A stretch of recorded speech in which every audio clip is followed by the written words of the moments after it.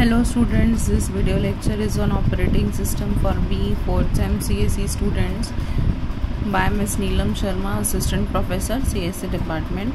इसके previous video lectures में हमने internal fragmentation, external fragmentation, fix size partitioning और वेरिएबल साइज पार्टीशनिंग देखा था। इस वीडियो लेक्चर में हम difference between internal and external fragmentation समझेंगे।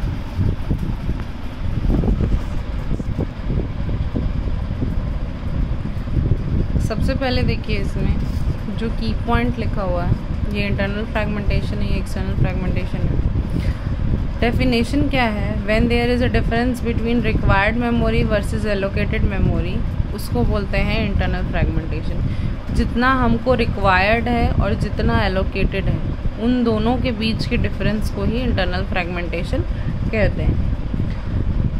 When there is a small non-contiguous memory blocks which cannot be assigned to any process, उसको हम external fragmentation बोलते हैं। ऐसे small और non-contiguous block जिसको हम किसी को भी assign नहीं कर सकते या utilize नहीं कर सकते, उसको हम external fragmentation बोलते हैं।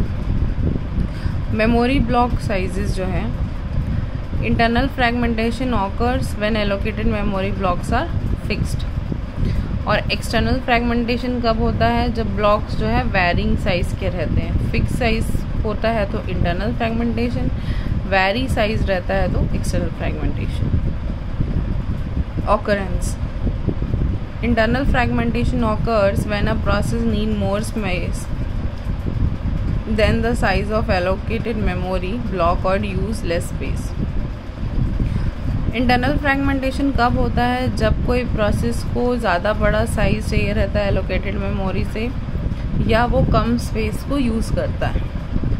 External fragmentation occurs when a process is removed from the main memory. जब किसी प्रोसेस को हम मेन मेमोरी से हटा देते हैं तब एक्सटर्नल फ्रैगमेंटेशन होता है। इंटरनल फ्रैगमेंटेशन का सॉल्यूशन बेस्ट फिट जो हमने पढ़ा था, अगर हम उसका यूज़ करके एलोकेशन करेंगे तो एक सॉल्यूशन है। और एक्सटर्नल फ्रैगमेंटेशन का सॉल्यूशन है कॉम्पैक्शन, जिसका मतलब होता है कि दो कंटिग्यूअस ब्लॉक्स को आपस में जोड़ के इतना बड़ा बनाना कि वो किसी प्रोसेस को एलोकेट किया जा सके। इंटरनल फ्रैगमेंटेशन जो है वो पेजिंग को एम्प्लॉय करता है और एक्सटर्नल फ्रैगमेंटेशन जो है वो सेगमेंटेशन को एम्प्लॉय करता है। ये आपके आगे की टॉपिक्स हैं कि पेजिंग और सेगमेंटेशन क्या होता है। तो अगर पेजिंग है तो वो इंटरनल फ्रैगमेंटेशन में होगा, अगर वो सेगमेंटेशन है तो वो एक्सटर्नल फ्रैगमेंटेशन में होगा। इसके बाद हम थोड़ा कॉम्पैक्शन पढ़ लेते हैं।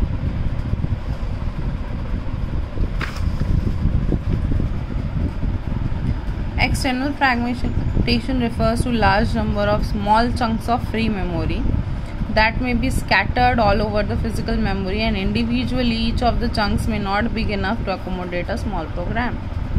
External fragmentation क्या होता है? large number of small chunks, मतलब छोटे छोटे जो मेमोरी स्पेस जो हैं वो इधर उधर बिखराए हुए हैं, जो कि किसी भी प्रोसेस को हम एलोकेट नहीं कर सकते individually.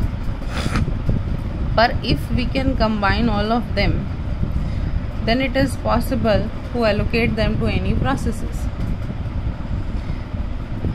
If joined together, the total free space thus resultant may be big enough to accommodate some more program.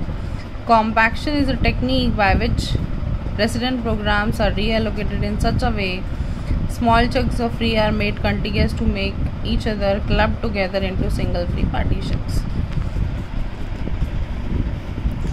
जो ये small chunks हैं अलग अलग, इनको एक कंटिग्यूअस मेमोरी में लाया जाता है और उनको एक इतना बड़ा पार्टीशन बनाया जाता है कि ये पर्टिकुलर पार्टीशन जो है वो किसी प्रोसेस को एलोकेट किया जा सके। पर इन छोटे छोटे स्मॉल चंक्स को हमको क्या करना पड़ता है? कॉम्पैक्शन करना पड़ता है, तभी ये पॉसिबल है।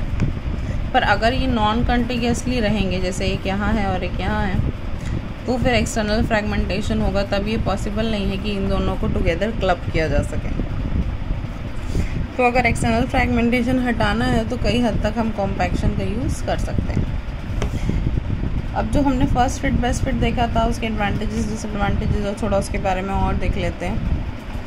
जो फर्स्ट फिट है वो दोनों के लिए काम करता है, आपको भी पता है। इसका सर्च टाइम जो है स्मॉल है, क्योंकि वो जैसे ही पहला खाली स्पेस दिखता है वो उसमें एलोकेशन कर देता है। बेस्ट फिट में क्या होता है, जो स्मॉलेस्ट अवेलेबल फ्री पार्टीशन होता है, जो कि बिग इनफ हो कि एकोमोडेट कर सके, वो उसी में एलोकेशन देता है।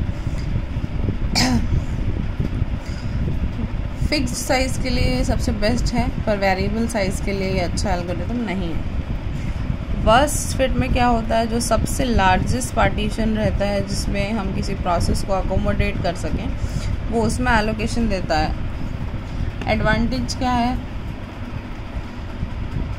कम फ्रैगमेंटेशन होता है इसमें।